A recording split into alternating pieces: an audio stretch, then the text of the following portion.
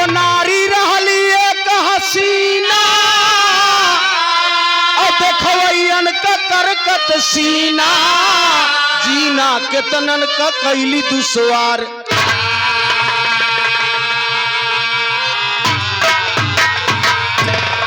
नारी का रंग उमंग देख विधना खुद ने बनाया दिया सुघराई।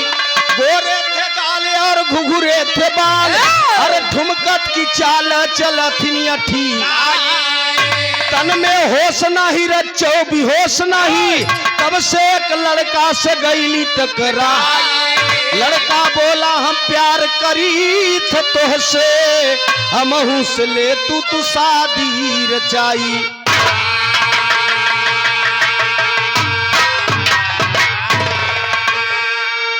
ए बिरहा आपके एक नसीहत देगा कि माँ का ममता कितना अनमोल होत। ए गौरी शंकर भैया आज अपने माई के तरही के उपलक्ष्य में हम दोनों कलाकार के बुलाए। पुरनिया कहा कि माई टोय पेट में हर हेरई माई के कोई सौदा माई के कोनो बटखरा नहीं बा। धरती और लड़की के एक उपाधि दिया गया अगर मां न होते तो हम आप यहाँ धरती पर नया।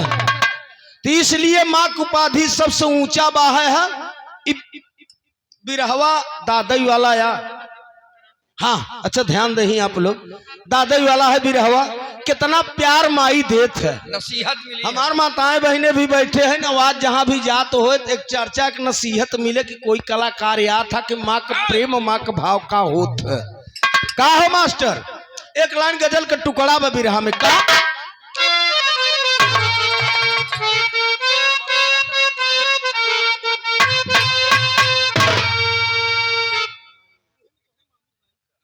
अच्छा धिया दे बिरहवा तब तोहरे मामी हरन कुह में लपेटी थे ना कहे परेशान होते वाह।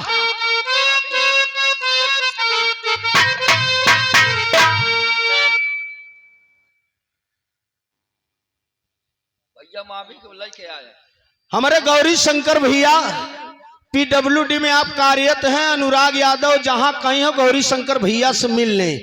आप कोर्स 501 रुपया का मां पुरस्कार देकर सम्मान किए। माँ का बिरहा गावो या था कि माई के कोख से हम हुआ पैदा हुआ माई से कितना बड़ा प्यार मिलत है। माई न होते तो हम आप न आई लेकिन बिरहा हमार सुन ले चाहे जहाँ रहे कान हमारे पास लगा रहे ध्यान अंत रखे रहे बस। 501 रुपया का माँ पुरस्कार दिए मालिक सुखी रखे माता जी के स्वर्ग लोक में उच्च स्थान प्राप्त हो यही हमार शुभकामना। सब भैया के नमस्ते प्रणाम बा। बिरहा में ठीक गजल का टुकड़ा बा मास्टर साहब का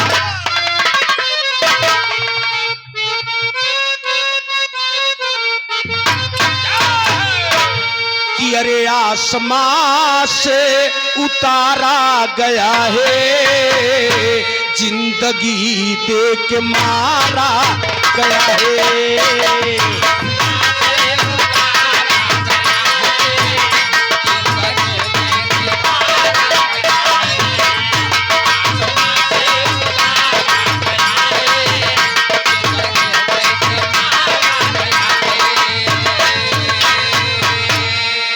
इसी बोल में साहेब कहना बा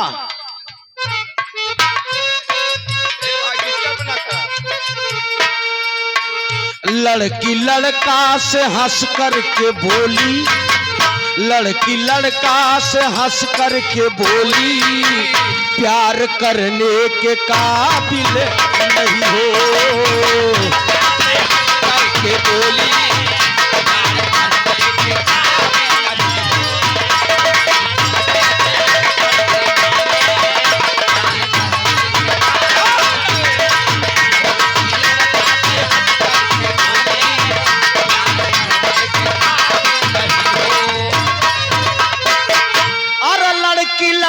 से हंस करके बोली कहा प्यार करने के काबिल नहीं हो अभी नाजुक है तेरी जवानी अभी नाजुक है तेरी जवानी तुम निभाने के काबिल नहीं हो।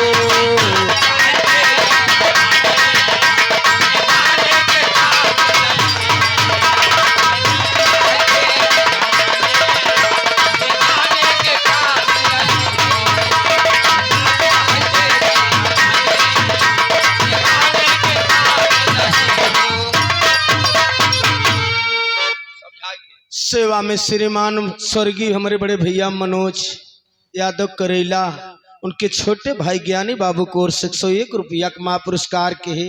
ननिहाल में यहाँ पे आए हैं, कई बार माँ पुरस्कार के मालिक सुखी रखे, परिवार सुखी रहे। सब भैया के नमस्ते प्रणाम बा। फरमाइश बा है गाड़ी के, हाँ इनके मामी के गरियाज देवे रच के क्षमा चाहिए थे। हाँ जब कोनो तर्क आवत है तो मजा आवत है गरियावे में, वैसे ही रोड पर गाड़ी दे देवे केहू के तो जान लग गड़बड़ाई जाते काम में। तो रिश्तेदारी जाब तो चाहे मामी के गरियाज दे चाहे फुओ के गरियाज सकत है ना, ये तो पद चलत रहा था तो भाव हो चाहिए। साहेब हो एक स्कूल में दोनों लड़के पढ़ रहे हैं, राजस्थान धौलपुर जिला की बात है। लड़का का नाम प्रियांशु है, लड़की का नाम प्रिया है।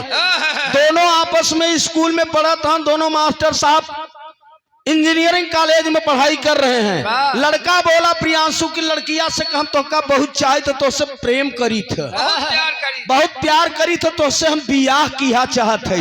लड़की बोली कि अरे बाप रे बाप, अरे तोहार माई बाबू पैसा कौड़ी खर्चा करथन भाई साहब, पढ़ाओ बरे शिक्षा दीक्षा देत हैं, माता पिता का नाम रोशन कर, उससे अच्छा कोनो नाम नहीं बा।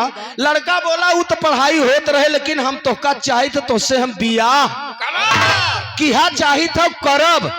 जौन भाव हो, जौन प्रेम हो, जौन शर्त हो बोला।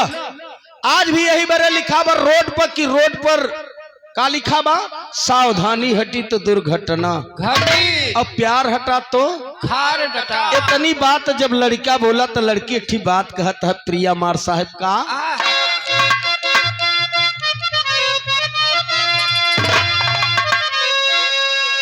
कहे अरे दोस्ती दोस्ता करना सरल है, लेकिन दोस्ती तुम निभाना सकोगे।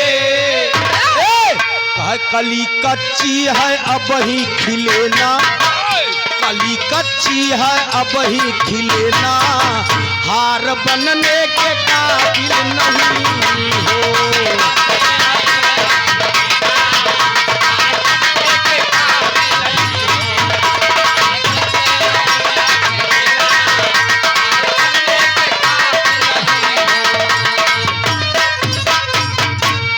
भाई साहब तोहरे हाथ जोरत ही प्रियांशु, पढ़ा लिखा महतारी बाप इतना पैसा लगावत हन, उम्मीद रखे हैं कि बेटा हमार 4 साल पढ़े ले इंजीनियर हो जाए, कम से कम हमारो गरीबी दूर हो जाए।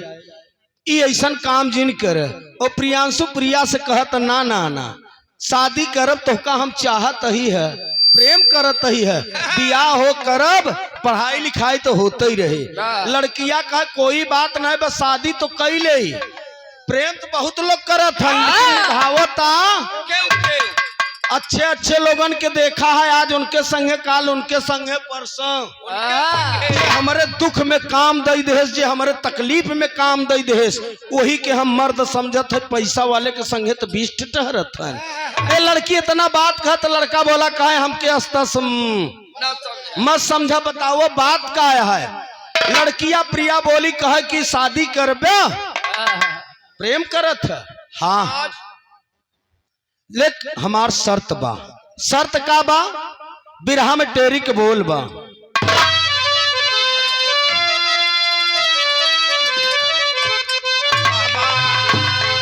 कहा अरे बताना ना किसी से बतिया। के कहता? लड़किया कहता। बिया तो कैले, जमाना तो बहुत खराब बा। भाई साहब भाई साहब, ए भैया हेलो हेलो, जमाना बहुत खराब बा, शादी तो कैले लेकिन एक बात हमार शर्त है भाई, मंजूर बा नहीं? लड़का बोला मंजूर बा। का? कहा यार बताना ना किसी से बतिया, रामा रामा रामा रामा यार मोर रामा, बताना ना किसी से बतिया।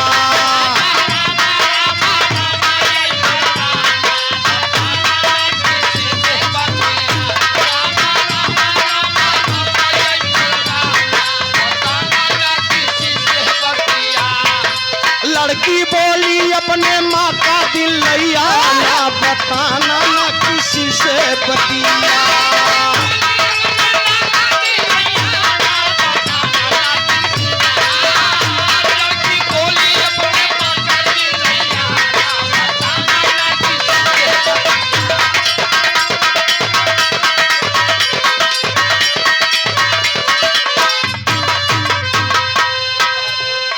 ए लड़के, अगर हमसे बियाह किया चाहत है, हमके चाहत है तो ठीक बा, हमें मंजूर बा, लेकिन हमें यार शर्त बहई बा। अपने महतारी के मार के अपने माँ का कलेजा लई हुए तब तो जान जाब कि हमारे संगे निभाई लेबे, ना तो खोदा पहाड़ निकरी चुहिया। कजनी के तना तोहरी की नहीं आना, कजनी के तना चला गए। प्रियांशुआ कहा इतना हल्के में जिन ले रहा है, कहा समय भाई अब अंदाज ले, समझ ले। लड़का का कोई बात नहीं बा यार, तोहार बात बा तो हमार बात बा। वही इतनी बात सुना जब लड़की का, लड़का मन में करई विचार, प्यार करी त माँ के मारी, नहीं तो प्यारो झूठ बेकार। लड़की बोली दे रहो तबा, तू जल्दी हो जा होशियार, हाथ भरेगा चूरा लईके तब लड़का होगा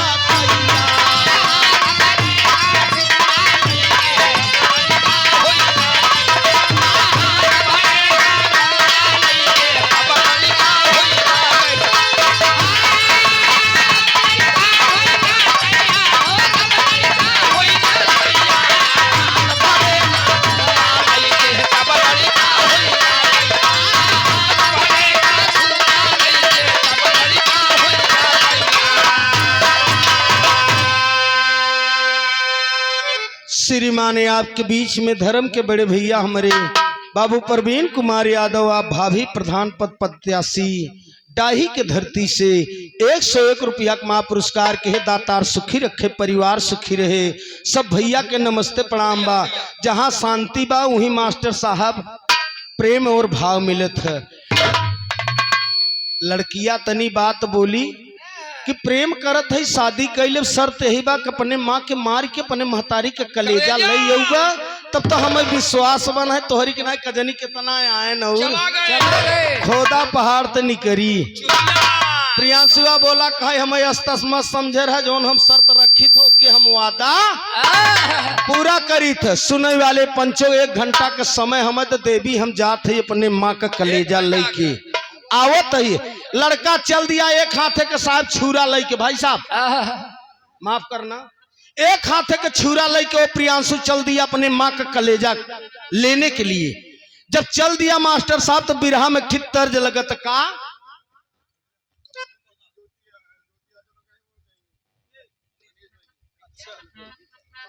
तू अपन नमवा बताऊगा। भैया हमारे गुड्डू यादव आनापुर के धरती से 51 रुपया का महापुरस्कार के है, मालिक सुखी रखे, परिवार सुखी रहे।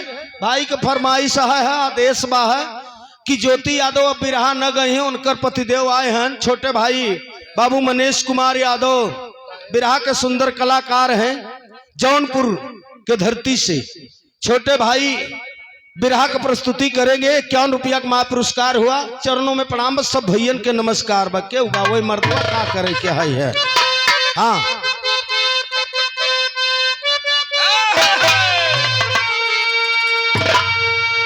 बिरहा में तर्जबा है कि माँ मुझे छोड़ के जाती हो अकेला, माँ मुझे छोड़ के जाती हो अकेला, मैं तेरा गदेला क्या लाल तुझे प्यारा नहीं।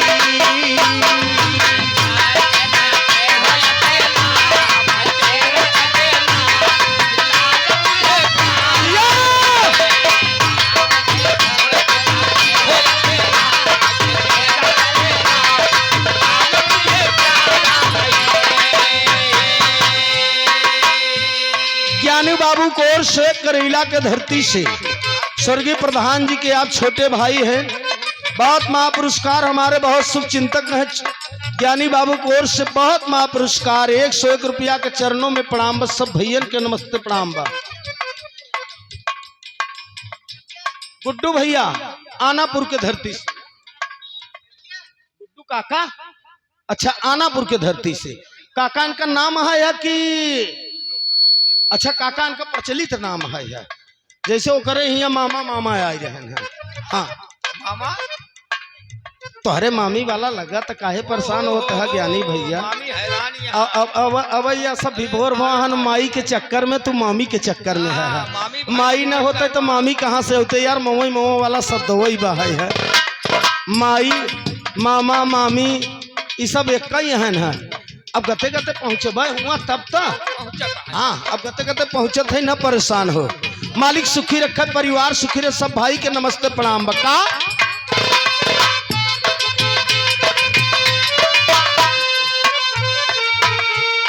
माँ मुझे छोड़ के जाती हो अकेला, मैं तेरा गदेला, क्या लाल तुझे प्यारा नहीं।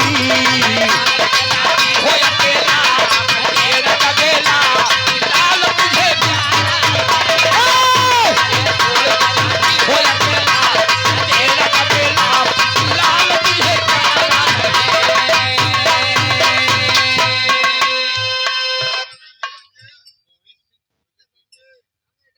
सेवा में श्रीमान धर्म के बड़े भैया बाबू मोहित सिंह ठकुरैया 201 रुपया का महापुरस्कार प्रदान किए। बड़े भैया के सादर चरणों में नमस्ते प्रणाम बा। दास का कहनाम बा बिरहा में भाव बा है।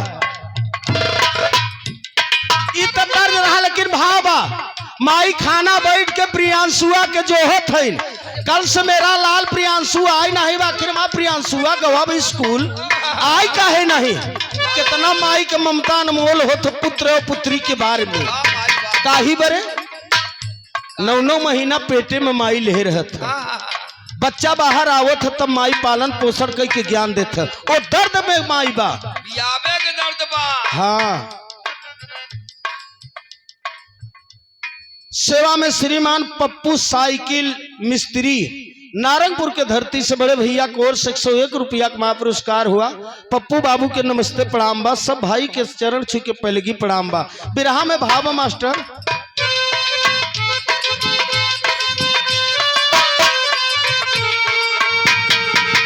माई रोत कहत का कहता, माँ ने अपने बच्चे के रो के पुकारे, माँ ने अपने बच्चे को रो के पुकारे, मेरे नैन के तारे कि लाल मेरा आया नहीं।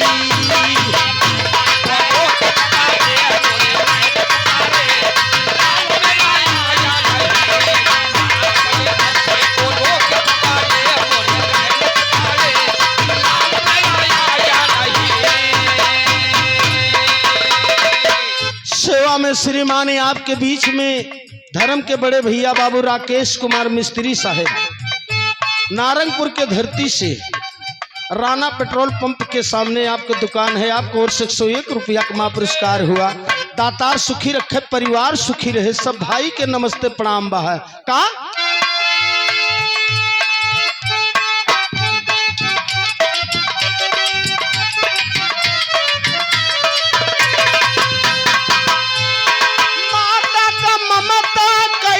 के माने पिता से ज्यादा माँ बच्चों को जाने।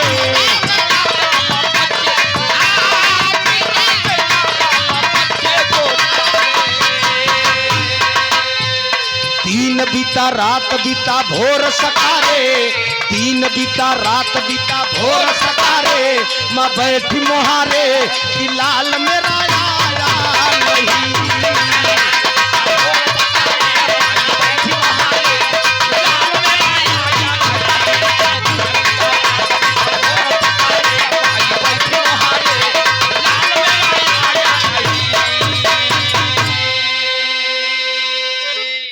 माई बैठ के जोहता कि हमार प्रियांशुआ काल्ह का गायब अभी तक आई नहीं। और जब लड़का का नजर उठाए के मुहारी कैसे देखा था तो प्रियांशुआ एक हाथे का छुरा लेके चला आवता तो माई की खुशी भ मतरिया सोचस कि हमार लड़कवा कौन खिलौना लेहे बा हाथे में चमकता, आखिर ही खिलौना वही बरे तिकाल से नहीं आए। कल से आवत नहीं बे, बात का आया है। लेकिन माई के कितना भाव बा। लड़का अपने मन में सोचा था कि समय 5 मिनट बीत गए, कैसे मारी 55 मिनट बाकी बा, कैसे मारे के बाद कैसे लेके जाए के बा, ये लड़का का विचार बा। लेकिन माई अपन विचार रखे बा कि आवे हमार लड़का पहले के बिगड़ब, खाना संगे खाब, इससे पूछब कि तोर बाप नहीं बा लेकिन हम कम से कम महतारी रहे, हमके तो बताए होते। गौर करें आप लोग, इतना बड़ा महतारी का भाव बा है का।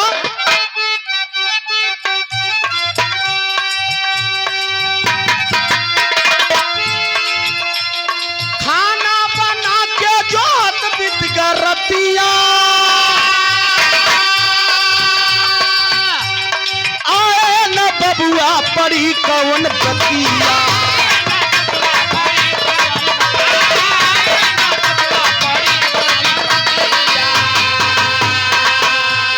दिन बीता रात बीता भोर सकारे, दिन बीता रात बीता भोर सकारे, मैं बैठी मोहारे कि लाल मेरा आया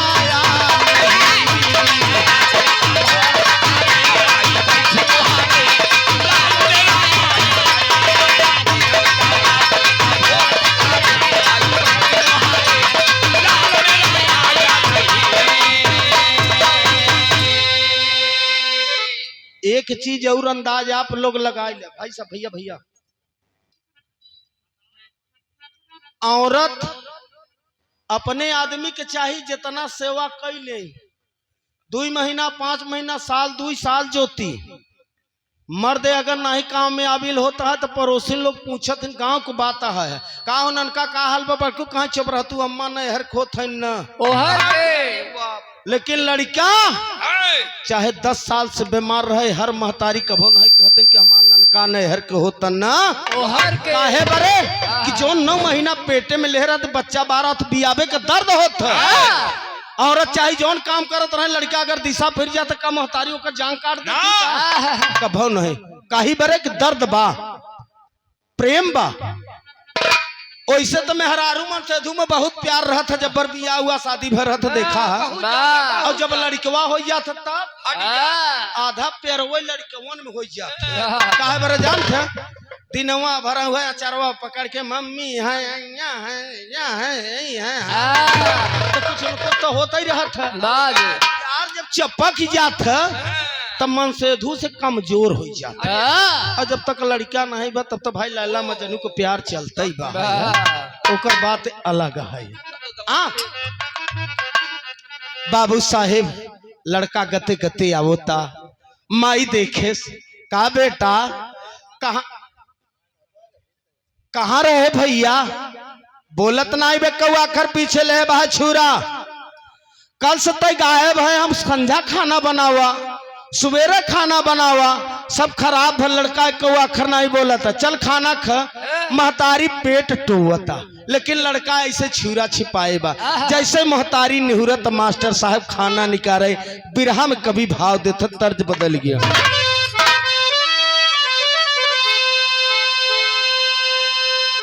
तब से पहुंच गवा हत्यार, तब से पहुंच गवा हत्यार, हाथ भर छुरा लेस माँ पर घात लगायस, माँ को न पहचाना, बताना न किसी से बतिया।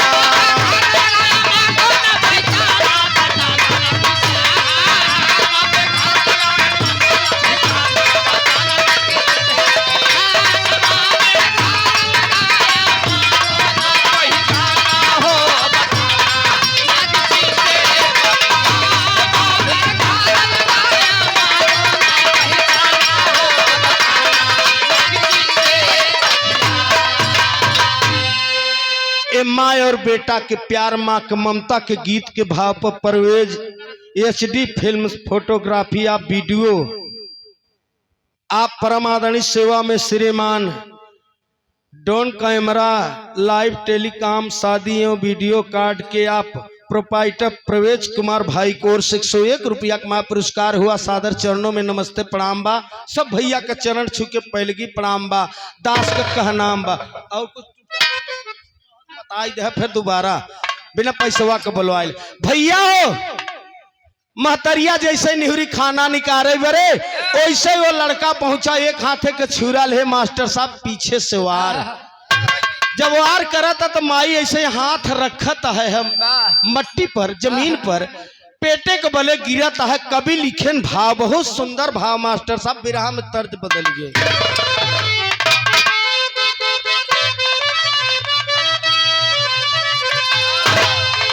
आप विचार कर, आप लोग समझदार हैं, हम सब आप लोग एक माँ के बच्चे हैं, और जो अपने माई और बाप के नहीं भाव दूसरे के कभी हो नहीं सकता है।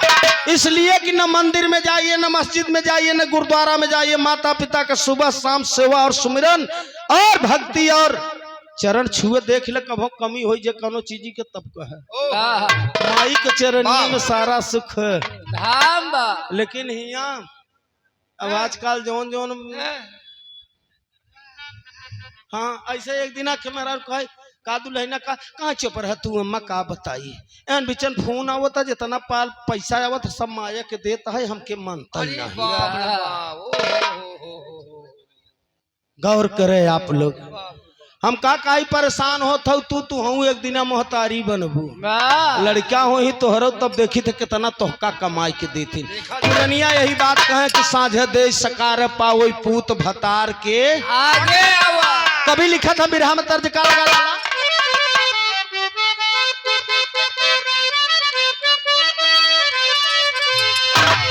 कि पिया परदेश गईले तार लागे टोपिया में,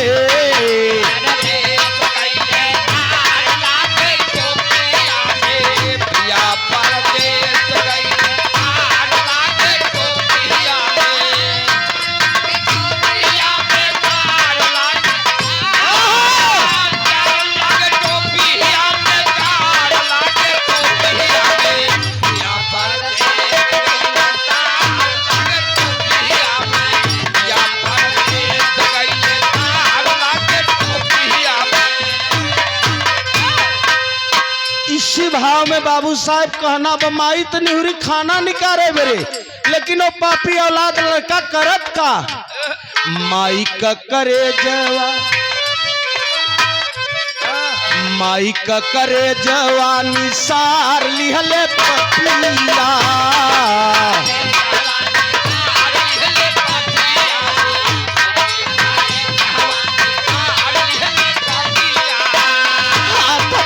चुरावा के मार दिहले पपिया हो, मार दिहले पपिया। माई का करे जवानी सार लिहले पपिया।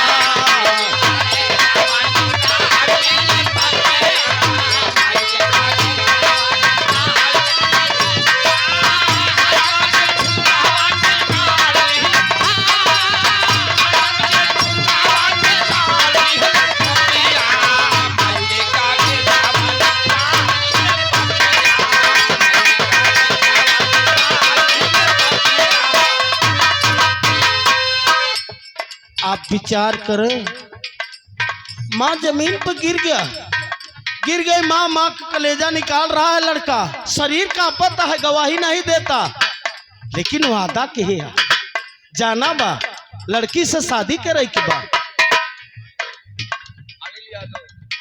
सेवा में श्रीमान बाबू अनिल कुमार यादव जी, बड़े बाबू हैं आप PWD आप जी की ओर से 101 रुपया का महापुरस्कार हुआ। लोक निर्माण विभाग में मालिक सुखी रखे, परिवार सुखी रहे, सब भाई के नमस्ते प्रणाम बा।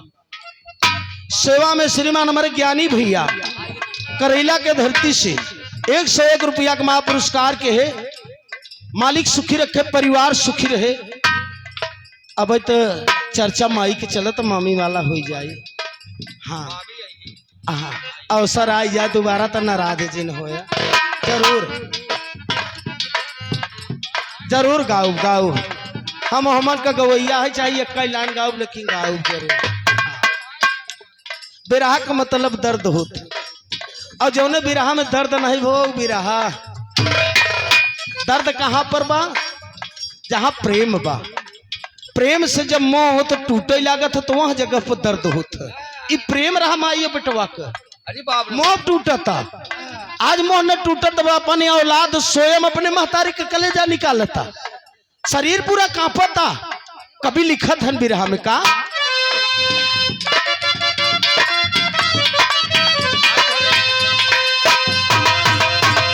हाथ भर के छुरावा के मार दिहले पपिया हो मार दिहले पपिया माई का करे जवानी सार दिहले पपिया।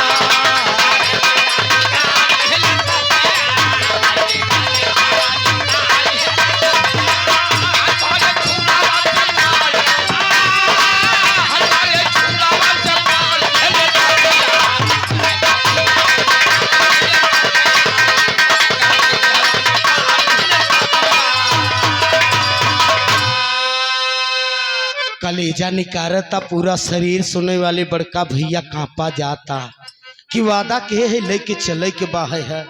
ये हर माँ तो जमीन पर गिर गई माँ तो एकदम मास्टर साहब जान चला गया बाहे है। लेकिन भाव कितना सुंदर बाहे आप लोग विचार का उदृश्य का रहा हुए कभी लिखा था का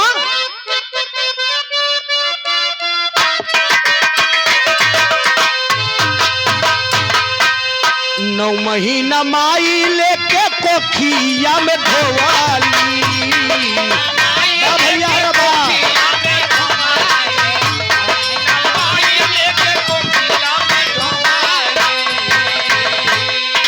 ललना के खातिर कितना दुख वा उठवाली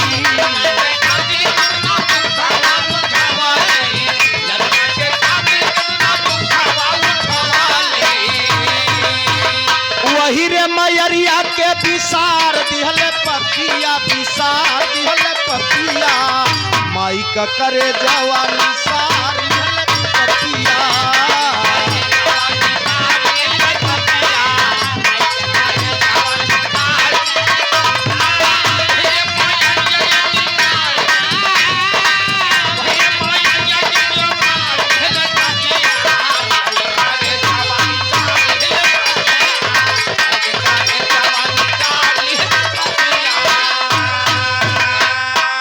परम आदरणीय सेवा में श्रीमान धर्म के बड़े भैया हमारे सत्य प्रकाश यादव सिरनाथपुर के धरती से आप भी पीडब्ल्यूडी में कार्यरत हैं नौकरी करत हैं सड़क विभाग में 101 रुपया का पुरस्कार देहन सादर चरणों में नमस्ते प्रणाम बा हमार और पप्पू भाई का रामदेव को लड़का ये सिरनाथपुरा में एक दाई बिरहा हुई के भाते में याद है कि ना ये 2014-15 का बात है जब भिडोले आ रहा है महुआ ऐसे है देखा ज्योति महुआ ऐसे हिले लगा ये करतलिया तलिया छोड़ के भाग गई कहा जान बचाओ लाखों पाव करतालात नहीं काल है खरीदी ले अच्छा कलाकार था दुनिया छोड़ के चला गया मालिक सुखी रखे आप। सत्य प्रकाश बाबू कोर से 101 रुपया का पुरस्कार हुआ सादर चरणों में नमस्ते प्रणाम बा। कलेजा तो निकाल ले माई के जौन धोतिया महतरिया पहिरे रही है वही अचरवा काट के माई के कलेजवा वही अचरवा के अचरवा में धाई के बांध लिए। अब बांधे के बाद सोचे कि लेके चलेगी बा कहाँ वही लड़किया के पास हाँ वही वादा के है और लड़की के पास जाना है। जब कलेजा लई के साहेब हाथे में रखे से मास्टर साहब बीपी बढ़ ही गई बा लगभग 215 220 भागत काही कि कोनो गलत है आप काम करबे तो कितना आप खुशी और कितना आप अच्छे ढंग से हो सकत है। भाई भाई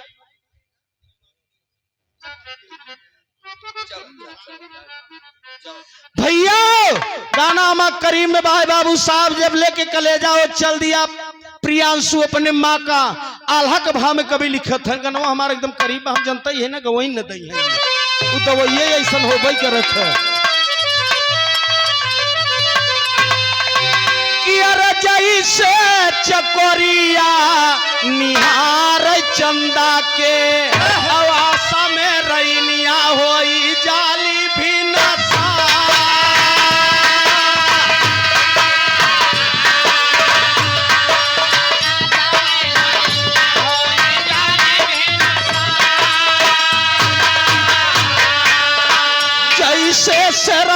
खुशी भपा के जंगलवा के मोरवा खुशी भपा के सवानी पाया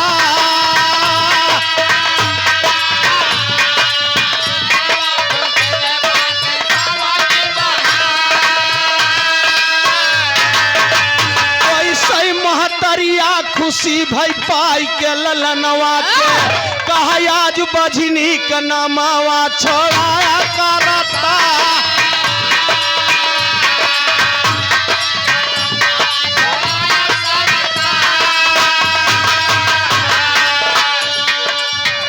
विचार आप करें अगर माई लड़का कत से भूल भटक के आवत है तो महतारी कितना खुशी होता। लाख लड़का गलती कैले लेकिन महतारी अपने औलाद को रहन कभो नहीं लेते।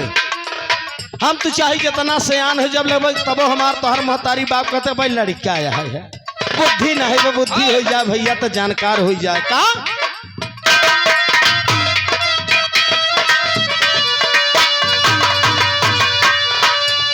लाई के करे जवा के भागई निर्दयिया करे जवा के भाग चल देबा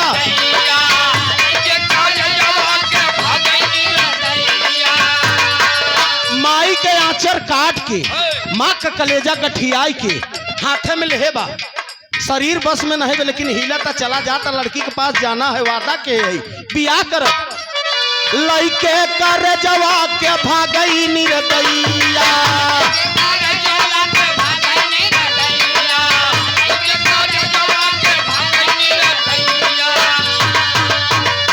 ठोकर लाग रहिया में गिरी गई यारा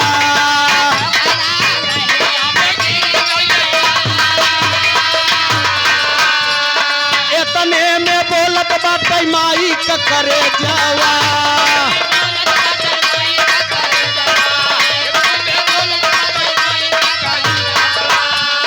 चोट लागो तो बेटा लेते न समारा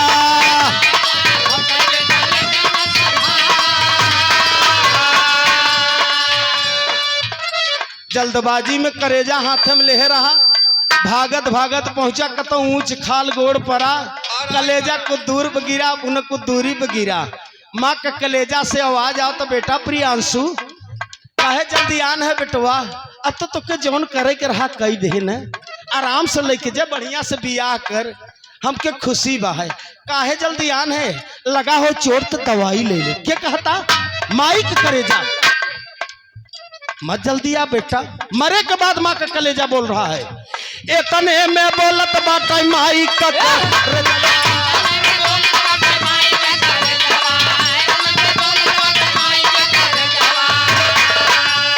चोट लागो तो बेटा लेते न समारा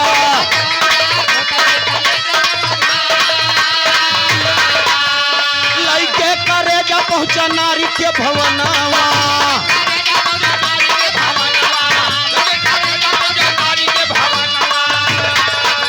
गुजरिया तो बोली फटकारा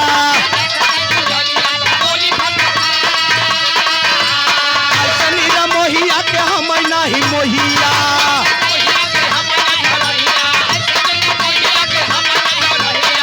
करे गोदिया में लिए अवतारा पिए रहे दूधवा वही नहीं भइले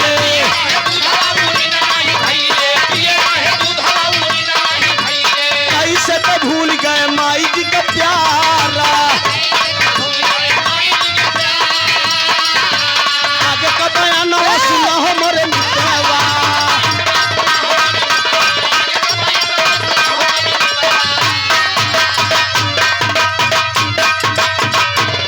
भागत भागत पहुंचा लड़की के पास ले कलेजा माँ का कहे लड़किया कहे जो शर्त रखे रहे जो वादा के रहे कहे माई का कलेजा लड़किया कहे चला जना बीसन चप्पल मारा तो 10,000 के बेटा तो बेटी गाड़ू वहाँ पछुआर मोह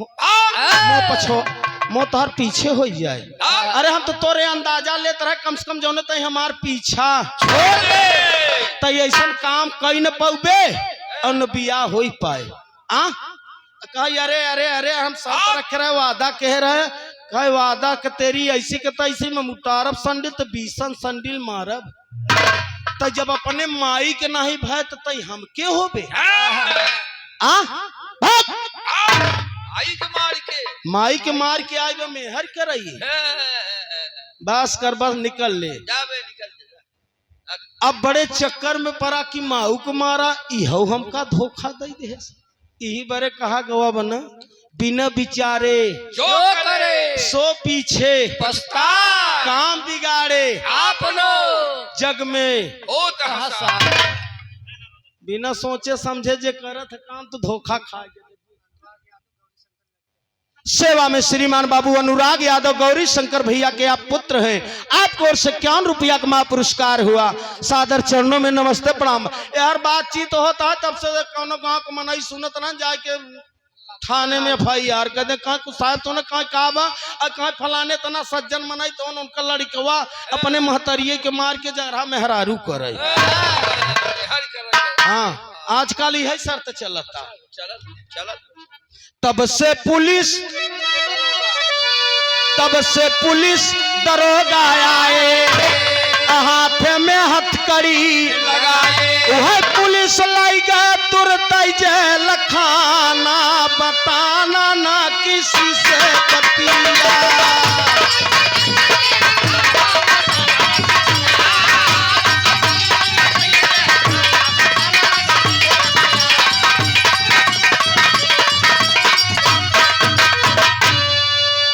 आप लोगन के नहीं महान लोग रहन कहा कुछ सुना कहाँ फलाने तना सज्जन मनई बेचारू दुनिया छोड़ चला गए। राण मेहरारू रही बेचारी लड़का के सेवा सत्कार करत रही। इतना अच्छा स्कूल में लिखा तो लड़का वो पगला गया प्यार के चक्कर में महतरिये के मार के गरहा बिया करे वो में धोखा प्यार में कतो कतो चौतरफा धारा होता। हाँ और का बल्लम में कहती गणासा में एक कहती बिलेट में दुई कहती प्यार में चारों कहती। हाँ तू तो खुद का ठेकेदार है मसान दादा का तू ठेकेदार है तो का हमारा नहीं है। हाँ कुल जाना तो है ना मेरे दोस्त। आप लोग नोट कर लेना जहाँ इंसान का मोहब्बत जहाँ प्रेम है जहाँ अपनत्व होता है वहीं इंसान का धोखा भी होता है। बड़का भैया अब पुरनिया का कह कुतिया की धोबी के कुत्ता न घर के न घाट के पुलिस आन लग गए जेल में से होकर चलान हो गया चला गया कचहरी। मुकुल यादव दुगौली के धरती से मुकुल भैया को ओर से 51 रुपया का पुरस्कार हुआ। बाबू के नमस्ते प्रणाम बा। कचहरी में चला गया CGM 8 कोर्ट नंबर 8 पर। हाँ वहाँ बलात्कारी हत्या वालन का सबको वही कोटवई है हमारे कचहरी में जानत है जो नई बिल्डिंग बनी उकर पीछे लगत है कोर्ट। हाँ वो 420 डकई तो कैट के बलात्कारी के हत्या वालन को वही कोर्ट लागत है। हाँ कोर्ट में वो लड़का पहुंच गया। हाकिम साहब जज साहब पूछेला क्यों लड़के तूने जुल्म किया तूने अपने माँ को मारा। एक कौआ खर बोलत नहीं बा। भैया 2 मिनट बाबू बस 2 मिनट। मेज पर माई का कलेजा रखा बा विचार आप लोग कर माँ का कलेजा मेज पर रखा बा। हाकिम साहब पूछत हन कभी लिखत हन बिरहा में का पत्ती रोज के कहा था प्रियांशुआ कहा यार आज नारी के करनवा आज नारी के करनवा ई जानवा छूटा जात बा। हाकिम के समनवा में बयानवा पूछा जात बा।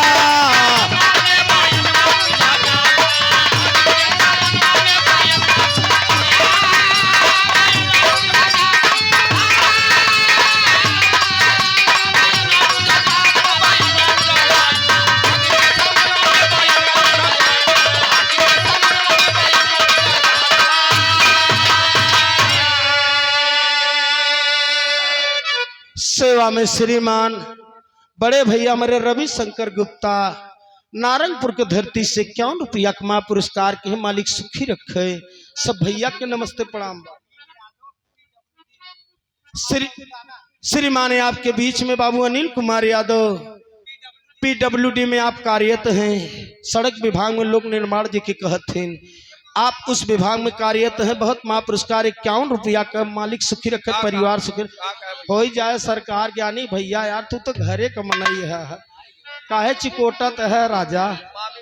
हाँ अब माई वाला चर्चा चलत है, फिर मामी मामा वाला हो, मामी वाला सब वाला बिना गाय न जावे। प्रभु का ही परेशान नच्चो जिन करे, तू जिन जाए हम रुका है। अब साहेब पकड़ा गवा बा।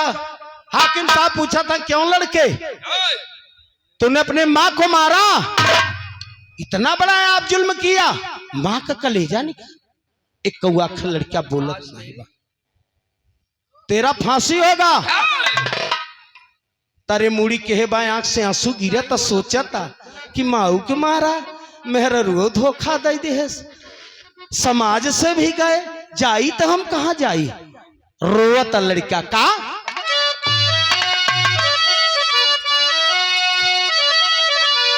कोई ना शहादत कोई ना छुड़ाने वाला। असत कांड अगर क्यों कैले तो का क्यों जने बताओ जमानतदार हो सकत है का, क्यों होबे जे सज्जन मनई है। लोग यह कह जाए तो ससुर का जौन अपन काटे रहे न वही जौन बोए रहे वही काटे था। अरे यार जे अपने महतारी और बाप के नहीं भोत असत लड़का तो हम कहते हैं जन्मत मौत हो जाए ठीक भाई। असत पापी औलाद के जरूरत नहीं बा। यही दिन बड़े माई और बाप सेवा करथिन, यही दिन बड़े इतना तेले अपटन से मीजत थिन, यही बड़े पढ़ावत लिखावत थिन। हर माई बाबू के यही भावना सोच रहा था, कोई ना शहादत कोई ना छुड़ाने। और लड़का रही रही बाबू खूब आंसुआ, मेजिया पर से आवाज आवता, महतरिया का जो कलेजवा रखा रहा और हम से आवत आवाज, महतरिया के जो कलेजा मेजे पर रखा बा ओकर आवाज आवता, ए साहेब जज साहब तोहरे पांव पर थे, हमरे लड़का के छोड़ दे, हमार लड़का नहीं हमके मारे बा का न कौनो कसूर बा, हम अपने हाथे से स्वयं हम अपन हत्या की है। बारे माई बा हमार लड़का साहब मत फंसाव न, हमार लड़का छूट न पाए, हमार लड़का केहरो के न हो। का कहत हैं कभी मार साहब कहा अरे अपने आप के पूरा मारा, माई कहता अरे अपने आप के छूरा मारा, आज जानवा छूटा जात बा। हाकिम के समनवा में बयानवा पूछा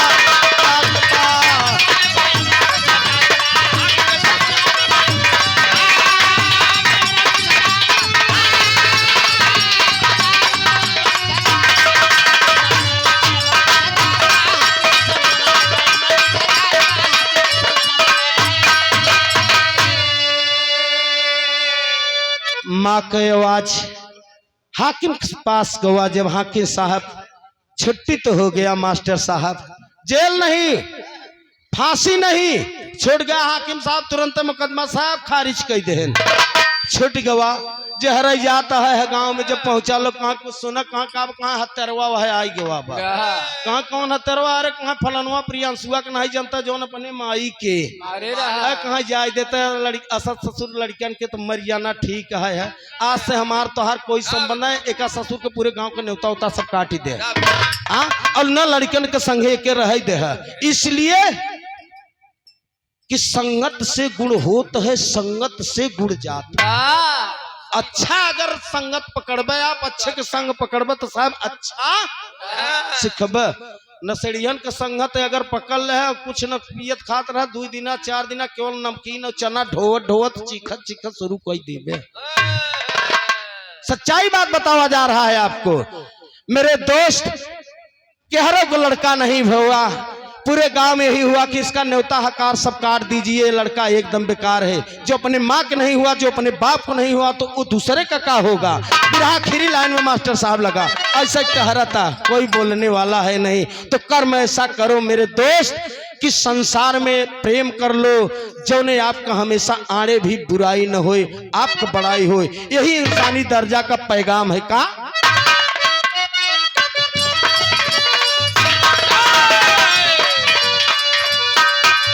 लिखत राम सुमेर तूफानी,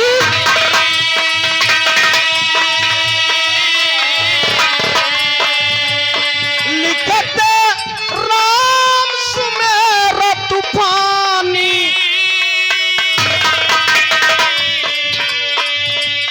सेवा में श्रीमान बाबू कृपा शंकर यादव चौबेपुर के धरती से 101 रुपया का महापुरस्कार के हे बाबू के नमस्ते प्रणाम बगाना करीम में बाजी। जी जी भैया भैया।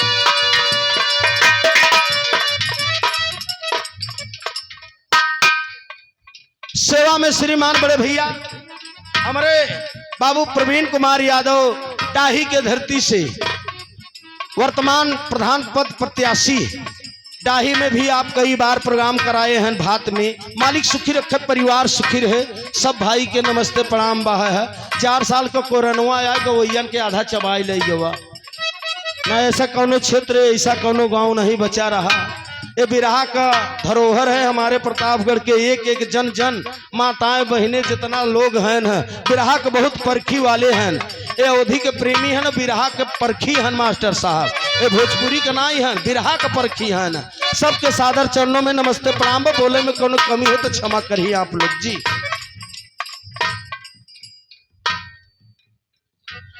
सेवा में श्रीमान बाबू रमेश कुमार यादव, आप सिविल इंजीनियर, ग्राम सभा आप चौबेपुर के निवासी हैं और सिविल इंजीनियर हैं, आप मिर्जापुर में कार्यरत हैं। आप रमेश बाबू की ओर से 100 रुपया का महापुरस्कार हुआ। मालिक सुखी रखे, परिवार सुखी रहे, सब भाई के नमस्ते प्रणाम जी।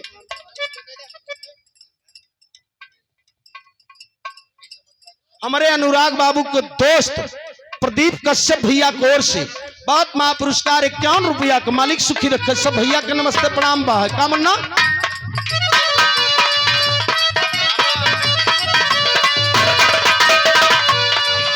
लिखत राम सुमेर तूफानी,